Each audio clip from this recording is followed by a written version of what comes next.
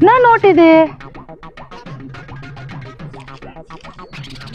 அட ice assignment எழுதிருக்கா பாரு, கையெழுத்து எவ்வளவு அழகா இருக்கு. ஐஸ் அசைன்மெண்ட் எல்லாத்தையும் ஒழுங்கா முடிச்சிட்டா. அவ கேட்டதெல்லாம் வாங்கி தரேன்னு சொல்லிருக்கேன். முதல்ல போய் எல்லாத்தையும் வாங்கி வந்துடணும். ஐஸே, அம்மா உனக்காக நான் வாங்கி வந்துக்கிறேன்னு தெரியுமா?